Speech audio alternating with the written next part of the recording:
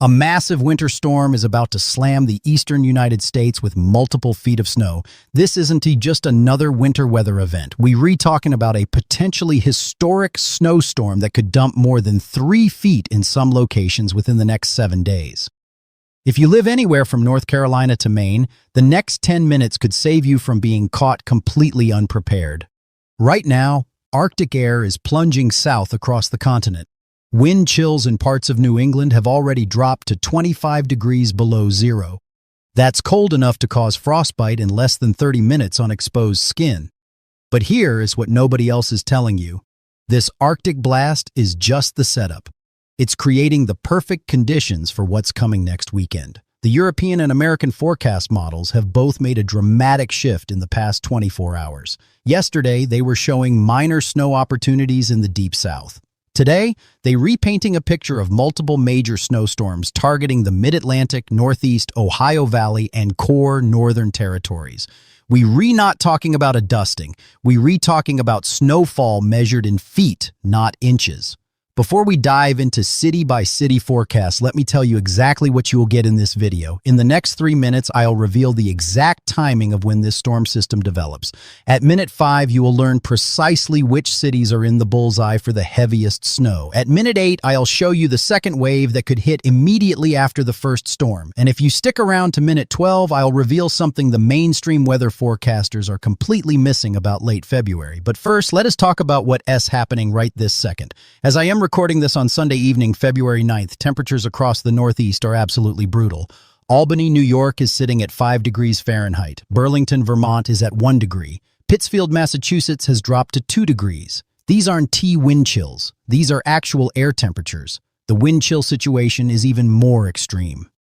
Interior sections of New England, upstate New York, Vermont, New Hampshire, and western Maine are experiencing wind chills between 20 and 25 degrees below zero. If you are in Montpelier, Vermont right now, it feels like 5 degrees below zero. Buffalo, New York is at 2 degrees with wind chills making it feel even colder. Now here asks the critical question. Why does this matter for the upcoming storm? Because this Arctic air isn't going anywhere fast. It's going to hang around the Northeast and Mid-Atlantic, creating the perfect thermal setup for heavy snow instead of rain. When that low-pressure system develops next weekend, it's going to tap into this cold air mass and explode. Let me show you what the models are predicting. The European model has been incredibly consistent over the past several runs. It's showing a storm system developing across the south-central states by next weekend. This isn't unusual. What is unusual is where it goes next. Instead of tracking through the Midwest and Great Lakes, this storm is going to take a path right up the interior of the eastern states. By Sunday, February 15th, the model shows a powerful low-pressure system with a central pressure of 988 millibars near the Virginia-North Carolina border. That's a strong low-pressure system for this time of year. To put that in perspective, a typical nor'easter has a central pressure around 990 to 995 millibars. This storm could be even more intense. The storm track is absolutely critical. Watch this carefully. Instead of moving directly north, the low-pressure center moves offshore. This is the ideal track for major snowfall in the mid-Atlantic and Northeast. When a storm moves offshore like this, it allows cold air to wrap around the western and northern side of the system, producing heavy snow bands. Pennsylvania is going to get hammered. Northern West Virginia, Northern Virginia, Maryland, New York, and southern New England are all in the crosshairs. By Monday, February 16th, the European model shows this storm in a nearly perfect position near the benchmark location for maximum snowfall. This could bring very heavy snow to much of New England, possibly affecting almost the entire region. But here's where it gets really interesting. This isn't just one storm. Immediately after the first system moves through, a clipper system drops down from Canada. This could bring light to moderate additional snowfall right on the heels of the major storm. Some areas could see 2 significant snow events within 48 hours. Now let me break down the city-by-city forecast. If you live in any of these locations, pay close attention. Comment below with your city name and I'll give you a more detailed forecast. Starting with the major cities along Interstate 95, Boston, Massachusetts is looking at the potential for 1 to 2 feet of snow from the main storm system, with the heaviest snow falling Sunday night into Monday, February 15th into the 16th.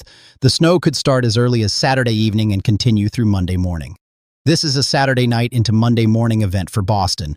Providence, Rhode Island has a similar forecast. You are looking at 12 to 24 inches of snow with the same time frame. The storm intensifies as it moves offshore, which means the snow rates could be incredibly heavy Sunday night. We are talking about 2 to 3 inches per hour at the peak. New York City is right on the edge. The track of this storm will make all the difference. If it stays about 50 miles further west, you get mostly snow with totals of 10 to 18 inches. If it tracks 50 miles further east, you could see a changeover to mix or rain, cutting totals significantly. Right now, the most likely scenario shows 8 to 16 inches for New York City. Philadelphia is in a tricky spot. You south enough that the warm air could try to work in. Current forecasts show 6 to 12 inches, but there's a lot of uncertainty. The storm could bring all snow, or it could start as snow and change to sleet or freezing rain. This is a forecast that needs to be watched closely over the next few days. Baltimore and Washington, D.C. are looking at 4 to 10 inches in the current forecast. You are far enough south that the thermal profile gets complicated. The storm could bring a period of heavy snow Sunday morning into Sunday afternoon, then potentially change to sleet or freezing rain Sunday evening before ending. This could be a significant ice event for the D.C. metro area. Richmond, Virginia might see 3 to 6 inches, but again, the rain-snow line is going to be critical. Areas west of Interstate 95 have the best chance for all snow. Areas east toward the coast could see more mixing. Now let's head north. Hartford, Connecticut is looking at potential for 12 to 20 inches. This is a high-confidence forecast because you are far enough north to stay all snow, but close enough to the storm track to get heavy precipitation rates. The snow could begin Saturday evening and continue through Monday morning. Albany, New York could see 10 to 18 inches. You are in the perfect spot for this storm. Cold air is locked in place, and you are close enough to the low-pressure track to get significant snowfall. The snow begins Sunday morning and continues through Monday. Syracuse, New York is looking at 8 to 14 inches. You are a bit further from the main storm track, but you all still see significant snow. Plus, that clipper system coming right after could add another 2 to 4 inches. Buffalo, New York has a different forecast. You far enough west that the main storm doesn't affect you as much. You might see 3 to 6 inches from the initial system, but then that clipper could bring another 3 to 5 inches Monday night into Tuesday. Portland, Maine is in the bullseye. Current forecasts show 15 to 25 inches of snow. This could be a historic storm for coastal Maine. The snow starts Sunday afternoon and continues through Monday evening. Winds could gust over 40 miles per hour, creating blizzard conditions. Burlington, Vermont is looking at 10 to 16 inches. You get significant snow from the main system, plus additional snow from the clipper. This is a prolonged snow event for you, starting Sunday morning and not ending until Tuesday. Pittsburgh, Pennsylvania could see 8 to 14 inches. You are far enough west that you are on the western fringe of the heaviest snow, but you're still going to see significant accumulation. The snow starts Sunday morning. Now let's talk about the Midwest and Ohio Valley. Columbus, Ohio is looking at 6 to 10 inches from the main storm, plus another 2 to 4 from the clipper. The snow begins Sunday afternoon. Cleveland, Ohio has a forecast of 6 to 12 inches. Lake effect could enhance totals on the east side of the city. The snow starts Sunday morning and continues through Monday. Cincinnati, Ohio is on the southern edge. You might see 4 to 8 inches with the possibility of some mixing. This depends heavily on the exact storm track. Detroit, Michigan sees 4 to 8 inches from the main storm. You far enough north to stay all snow, but far enough west that you don't get the heaviest bands. Here is something critical that most forecasts aren't telling you. The American GFS model has a slightly different solution. It tracks the storm a bit further south and further offshore. In this scenario, places like interior North Carolina, interior Virginia, eastern West Virginia, and Maryland, D.C. see more snow, while the I-95 corridor from Philadelphia to Boston sees less. This is why you need to check back for updates. A 50-mile shift in the storm track can mean the difference between 6 inches and 18 inches. The models will come into better agreement as we get closer to the weekend. Now, what about the rest of the country? The West Coast is incredibly active right now. A major storm system is bringing significant snow to the Cascades, Sierra Nevada, and Rocky Mountains. Several feet of snow are falling in the higher elevations. Seattle, Washington is seeing rain with some higher elevation snow. Temperatures are in the mid to upper 40s. Rain continues through Monday with another system arriving Tuesday. Portland, Oregon has the same setup. Rain in the city, heavy snow in the Cascades. This is much-needed precipitation after a dry stretch. Northern California is getting soaked. Rainfall totals of 2 to 4 inches are possible in the valleys, with several feet of snow in the Sierra Nevada. This storm continues through Tuesday, with a brief break Wednesday before another system arrives Thursday. San Francisco is seeing scattered showers with temperatures in the upper 50s to low 60s. Not a major rain event for the Bay Area, but beneficial rainfall. Los Angeles has been dry, but you might see some showers by midweek. Temperatures have been pleasant, ranging from the low 70s to low 80s. San Diego is staying dry with beautiful weather. Temperatures in the mid-70s. Enjoy it while it lasts. Phoenix, Arizona is sunny and warm. Temperatures in the low 80s. Perfect weather continues through the week. Las Vegas, Nevada is mostly sunny with temperatures around 70 degrees. Beautiful conditions. Salt Lake City, Utah is seeing some snow in the mountains with temperatures in the low 60s in the valley. More snow arrives midweek. Denver, Colorado is partly sunny with temperatures around 60 degrees. You warm up early in the week before cooling down again by Thursday. Now let's talk about the south and southeast. Atlanta, Georgia is clear and cool with temperatures around 52 degrees. You stay dry through the week with gradually warming temperatures. Charlotte, North Carolina is partly cloudy and chilly at 34 degrees. You could see some snow on the northern and western fringes of that big storm system next weekend. This is something to watch if you in the foothills or mountains. Raleigh, North Carolina is partly cloudy at 28 degrees. You right on the edge of potential snowfall next weekend. A slight shift in the storm track could bring significant snow to the Triangle area. Charleston, South Carolina is partly cloudy at 41 degrees. You stay mostly dry, but could see some rain on the outer bands of the storm system. Savannah, Georgia is clear at 40 degrees. Nice weather continues through the week. Jacksonville, Florida is clear at 52 degrees. Sunny and pleasant weather ahead. Orlando, Florida is clear at 66 degrees. Perfect vacation weather continues. Miami, Florida is partly cloudy at 66 degrees. Warm and pleasant all week. Tampa, Florida is clear at 60 degrees. Beautiful beach weather continues. New Orleans, Louisiana is clear at 59 degrees. Temperatures warm into the upper 60s by midweek. Houston, Texas is partly cloudy at 70 degrees. Warm conditions continue with isolated showers possible by Thursday. Dallas, Texas is partly sunny at 74 degrees. You warm up even more early in the week with temperatures reaching the upper 70s before a cold front arrives Thursday. San Antonio, Texas is partly cloudy at 77 degrees. Warm weather continues through Wednesday. Austin, Texas is sunny at 76 degrees. Beautiful conditions all week. Oklahoma City, Oklahoma is partly cloudy at 66 degrees. You warm up to the low 70s Monday and Tuesday before cooling down. Kansas City, Missouri is clear at 55 degrees. Temperatures jump into the 60s Monday with record warmth possible. St. Louis, Missouri is partly cloudy at 37 degrees. You warm significantly Monday and Tuesday before cooling down again. Chicago, Illinois is partly cloudy at 28 degrees. Temperatures remain chilly with some snow showers possible midweek. Milwaukee, Wisconsin is overcast at 27 degrees. Lake effect snow possible Monday night into Tuesday. Minneapolis, Minnesota is partly cloudy at 32 degrees. Temperatures warm slightly Monday before another Arctic blast arrives by the weekend.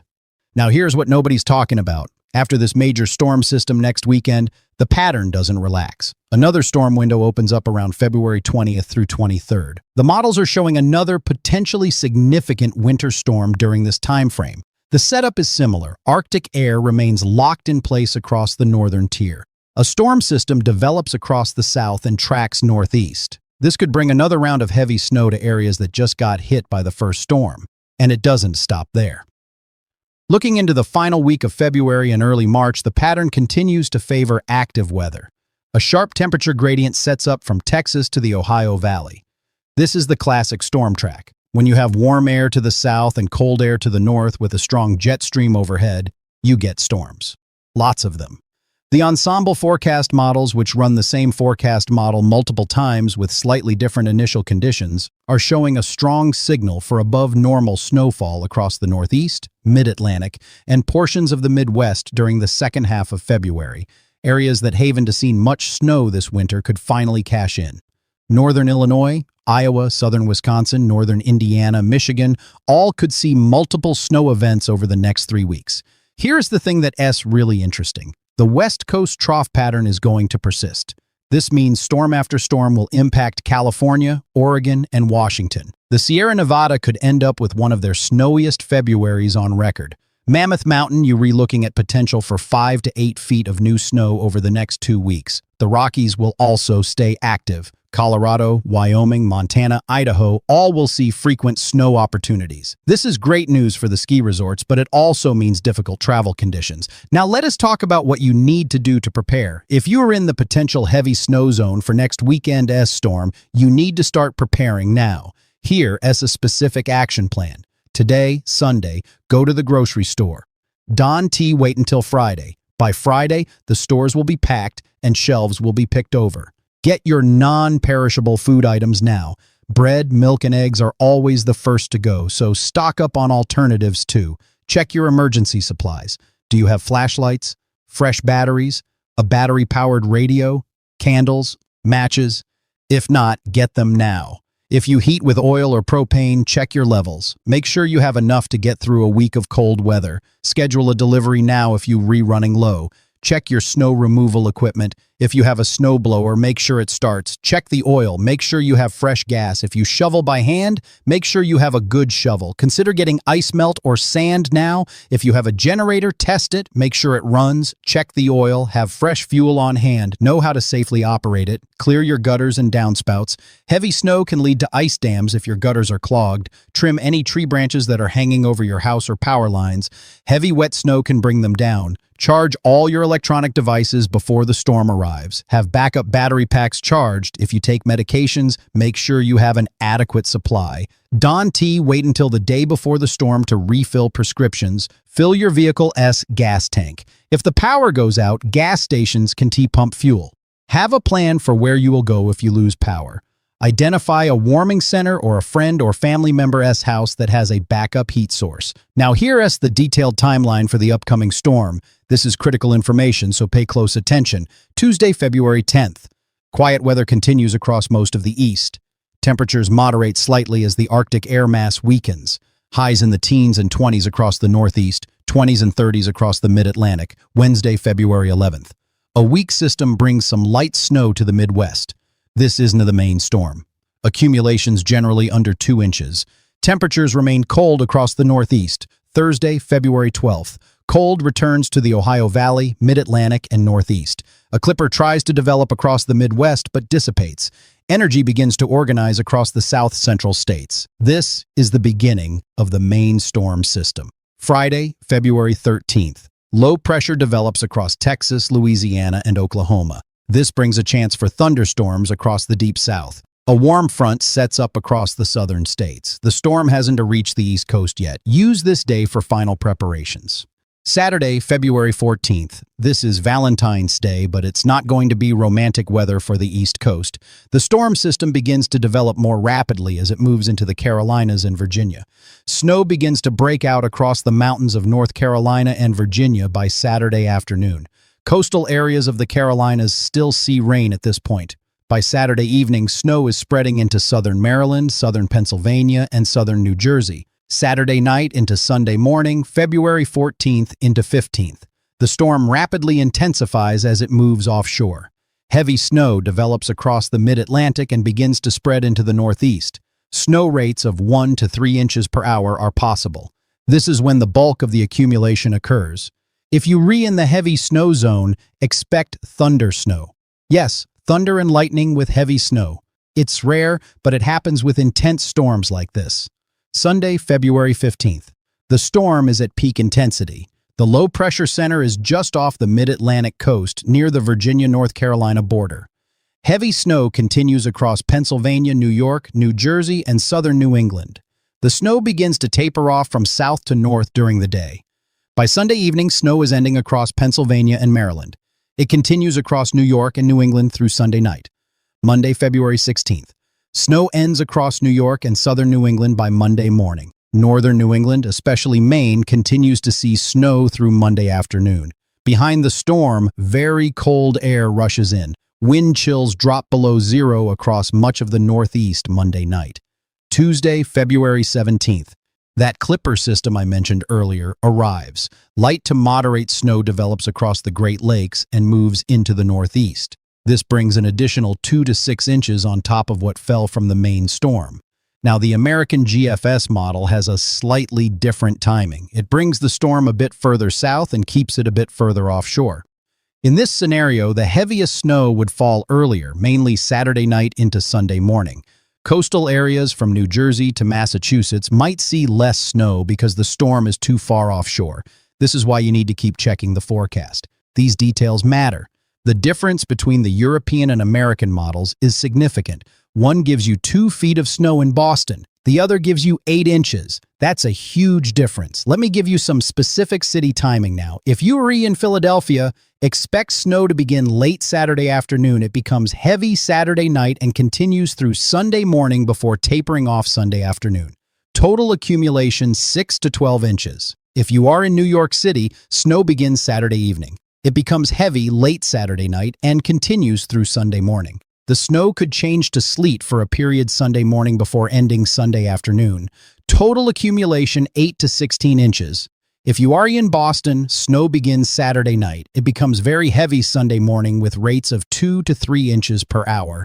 The snow continues through Sunday afternoon and Sunday night before ending Monday morning. Total accumulation 15 to 25 inches. If you are in Washington, D.C., snow begins Saturday afternoon. It could be heavy at times Saturday night before potentially changing to sleet or freezing rain Sunday morning. This is where the forecast gets tricky. You could see all snow or you could see a mix. Total snow accumulation 4 to 10 inches with additional ice accumulation possible. If you are in Portland, Maine, snow begins Sunday morning. It becomes very heavy Sunday afternoon and Sunday night. This continues through Monday. You are looking at one of the biggest snowstorms in recent years. Total accumulation 18 to 30 inches. Now, let's talk about wind. This storm will be intense, which means strong winds. Coastal areas from New Jersey to Maine could see wind gusts of 40 to 50 miles per hour.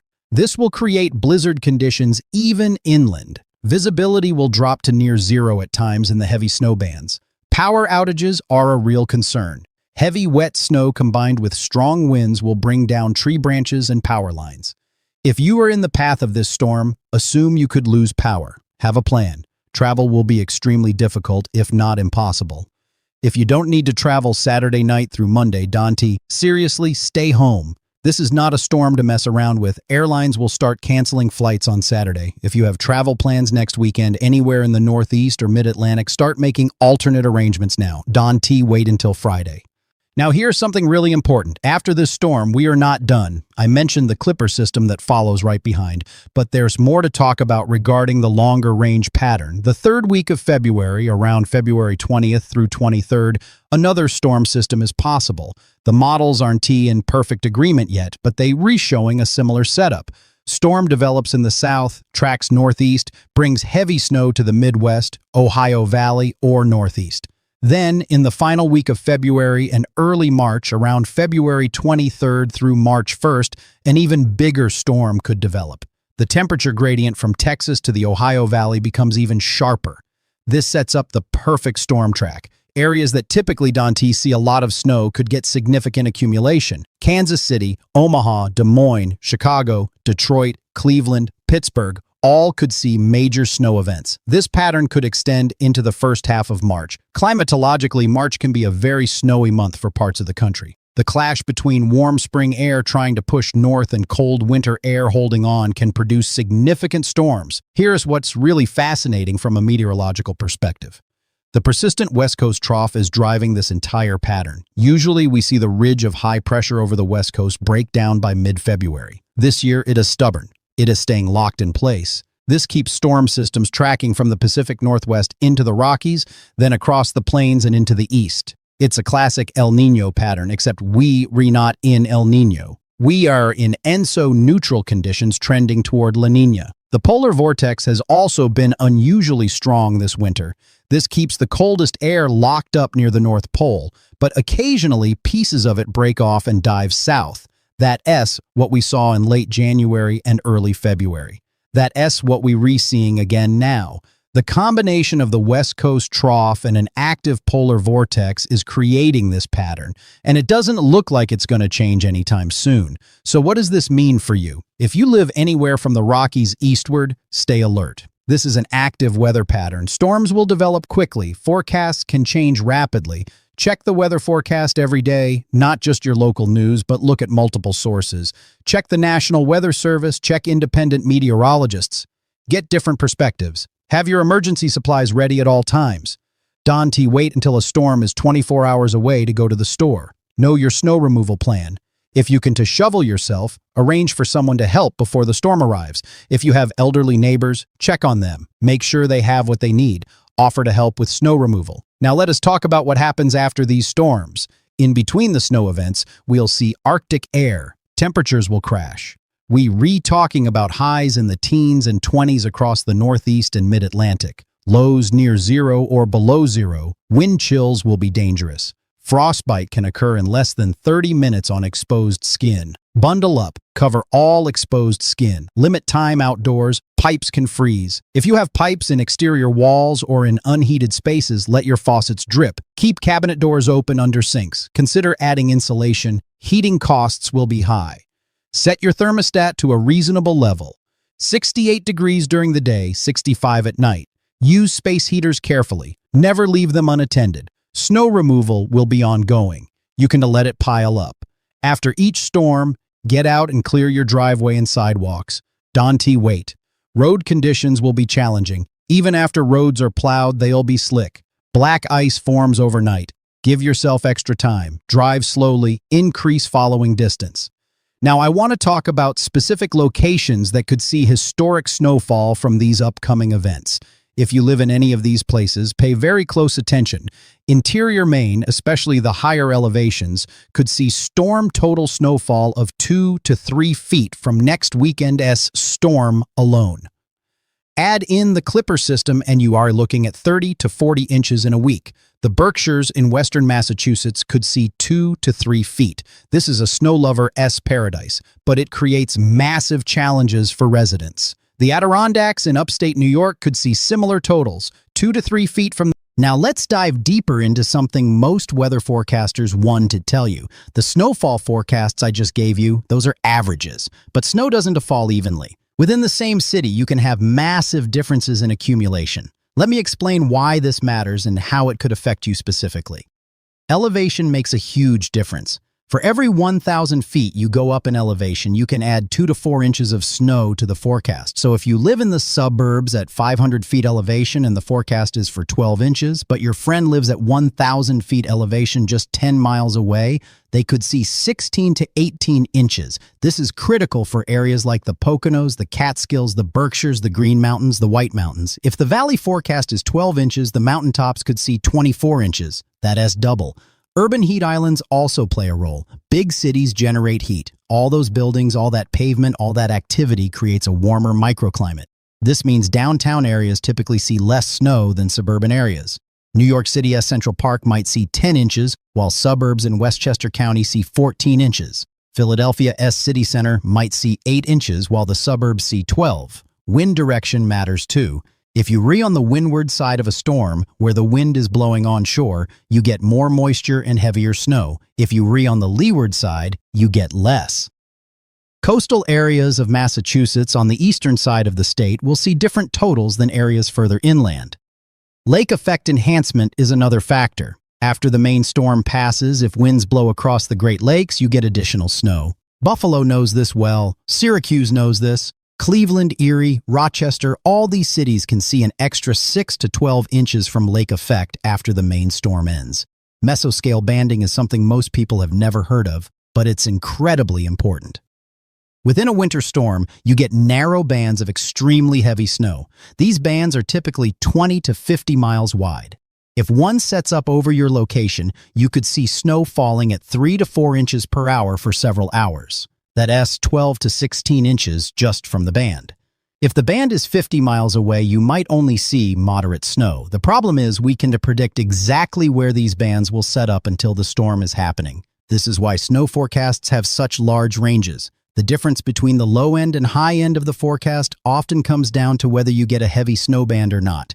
Here's what this means for you practically. Let us say the forecast for your city is 8 to 16 inches. That is a huge range. How do you prepare? Do you prepare for 8 inches or 16 inches? The answer is you prepare for 16 inches. Always prepare for the high end. If you only get 8 inches, great. You were over-prepared. That's better than being under-prepared for 16 inches. Snow consistency matters too. Not all snow is created equal. Light, fluffy snow is easier to shovel but blows around more. Heavy, wet snow is brutal to shovel but doesn't adrift as much.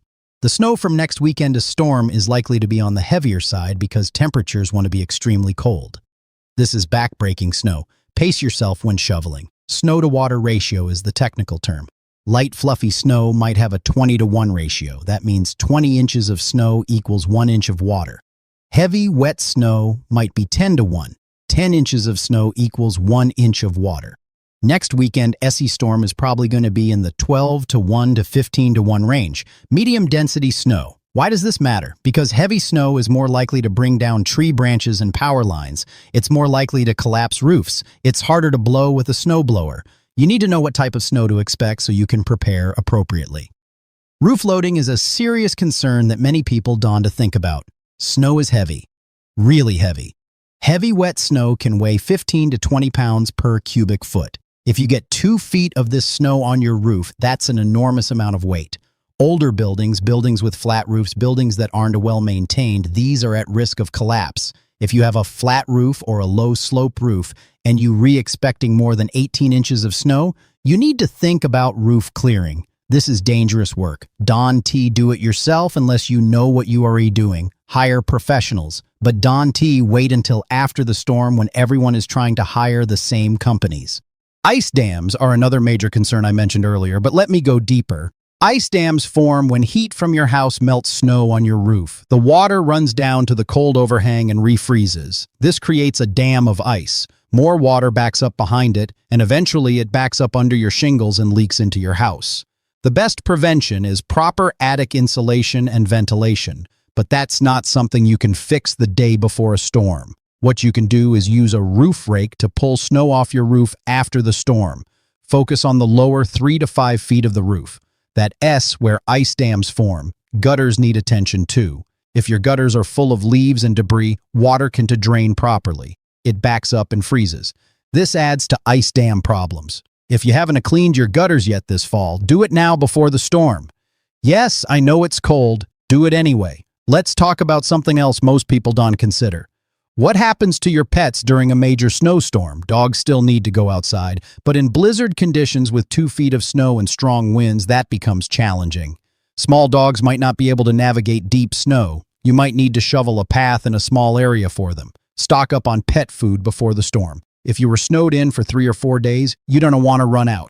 Have extra water available too. If you lose power and your well pump doesn't work, you'll need water for your pets. Outdoor cats need shelter. If you have outdoor cats or if you feed strays, make sure they have access to shelter during the storm. A simple box with blankets in a protected area can save lives. Livestock and farm animals need extra attention too. If you have horses, chickens, goats, or other animals, make sure you have extra feed and water before the storm. Check on them frequently during the storm. Make sure they have adequate shelter and that ventilation systems are working if you have enclosed barns. Now let's talk about something critical that affects millions of people. What if you have a medical condition that requires regular treatment? What if you on dialysis and you have appointments 3 times a week?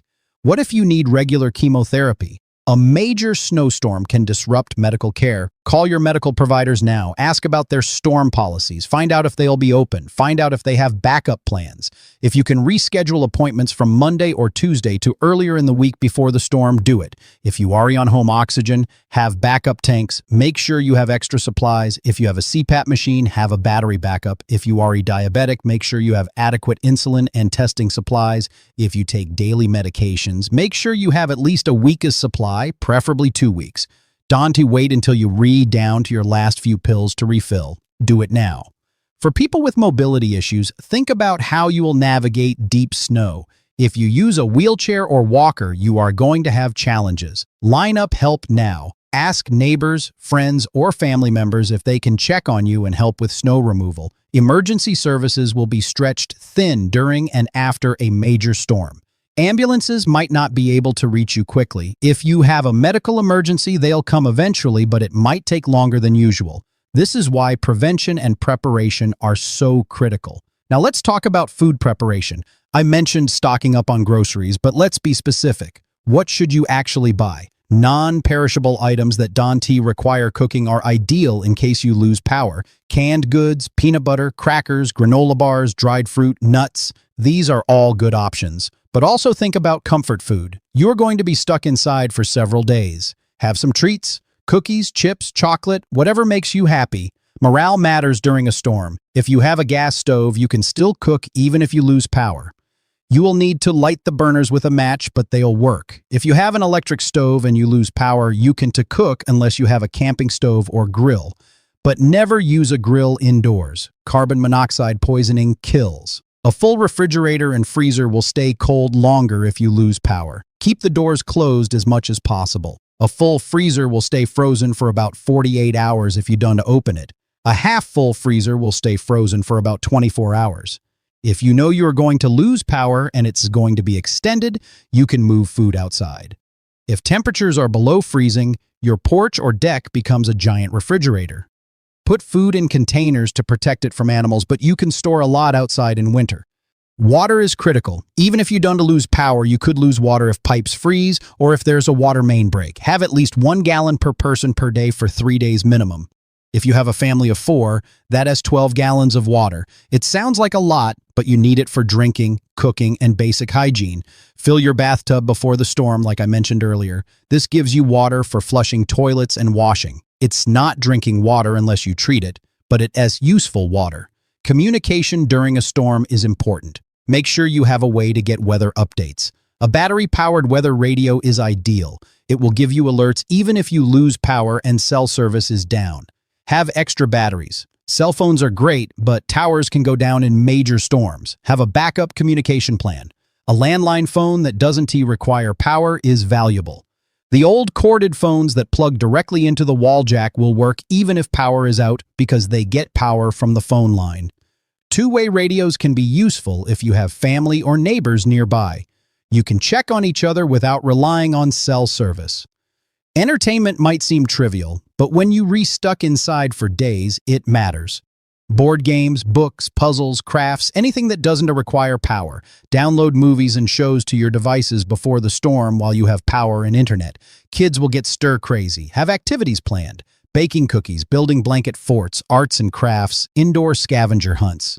Make it an adventure instead of a punishment. Now let's talk about something most people don't think about until it's too late. What if you lose heat?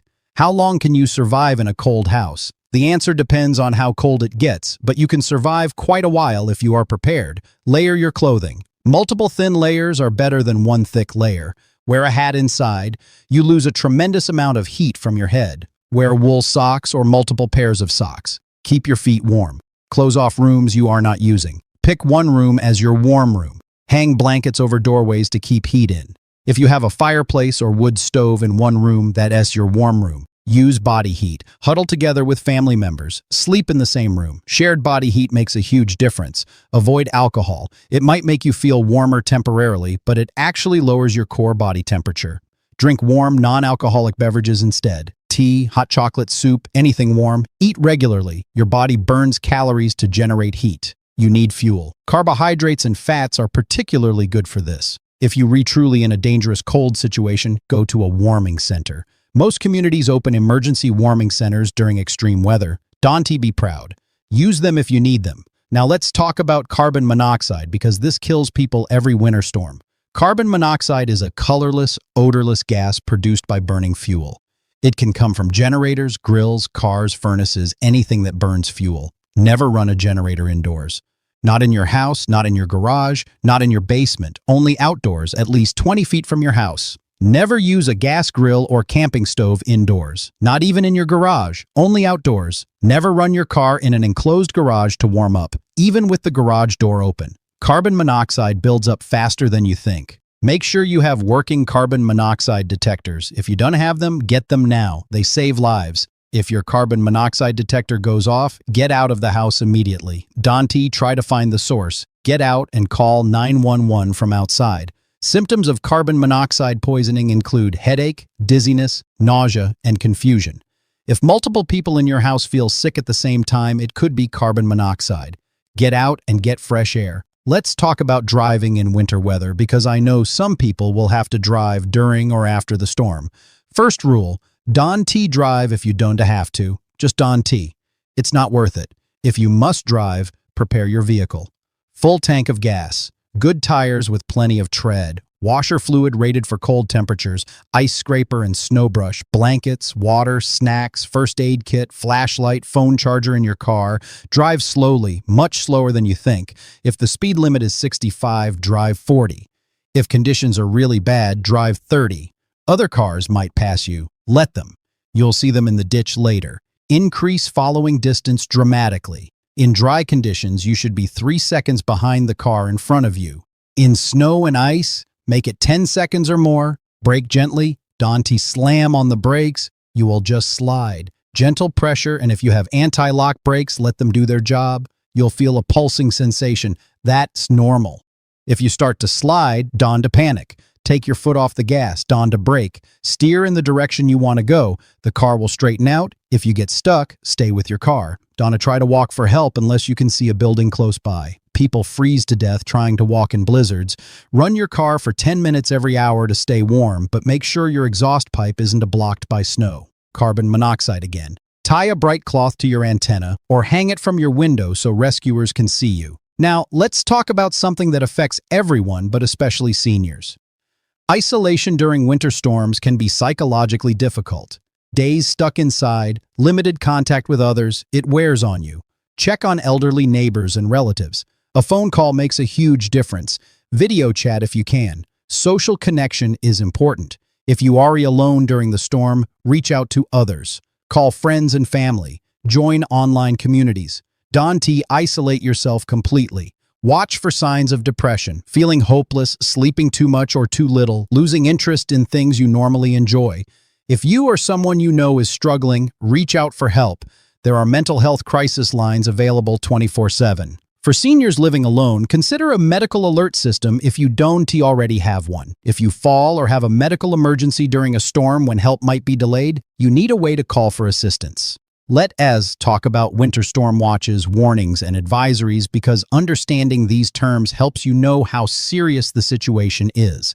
A winter storm watch means conditions are possible. A watch is typically issued 24 to 48 hours before a storm. This is when you should start preparing. A winter storm warning means conditions are expected or occurring. A warning is the highest alert level. This means the storm is happening or about to happen. You should be off the roads and sheltered at home. A winter weather advisory means conditions will cause significant inconvenience but aren't quite severe enough for a warning. Usually this means 4 to 6 inches of snow expected. Still enough to impact travel and daily activities. A blizzard warning is a specific type of winter storm warning. It means you'll have heavy snow, winds of at least 35 miles per hour, and visibility less than a quarter mile for at least 3 hours. Blizzards are extremely dangerous. Whiteout conditions, you can see anything. Don't go outside in a blizzard unless it's absolutely life or death. Now here's something interesting about forecast confidence. Meteorologists assign confidence levels to forecasts internally, even if they don't always share this with the public.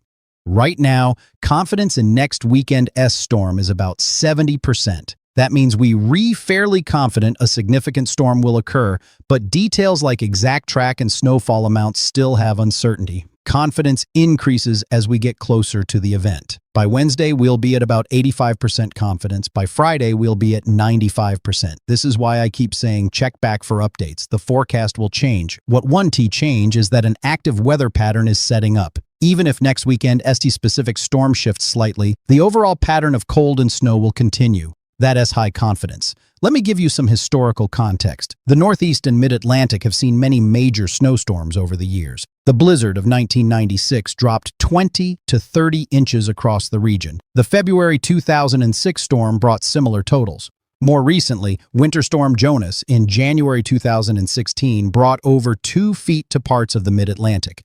Next weekend's storm has the potential to rank with these historic events. It might not be quite as bad as the worst storms on record, but it could be close. This is a legitimate major winter storm. One thing that makes this storm particularly notable is the combination of heavy snow and strong winds. Sustained winds of 25 to 35 miles per hour with gusts to 50 miles per hour are possible. This creates blizzard conditions even if you don't meet the technical definition everywhere. Visibility will drop to near zero at times in the heaviest snow bands. You want to be able to see across the street. This is why travel will be so dangerous. Even if roads are somewhat passable, if you can TC, you can T-drive safely. Snow drifts will be significant. With strong winds and heavy snow, drifts of 4 to 6 feet are possible in open areas. Roads that are plowed might drift shut within an hour. This is why highway departments struggle in these storms. They can keep up with the drifting. Rural areas will be particularly hard hit. Rural roads are lower priority for plowing. You might not see a plow for 24 to 48 hours after the snow ends. If you live in a rural area, assume you'll be on your own for a few days. Plan accordingly. Power restoration will also be slower in rural areas. Fewer customers per mile of power line means utility companies prioritize urban and suburban areas where they can restore power to more people faster. This isn't fair, but it's reality. Now let me talk about something positive. Winter storms create incredible beauty.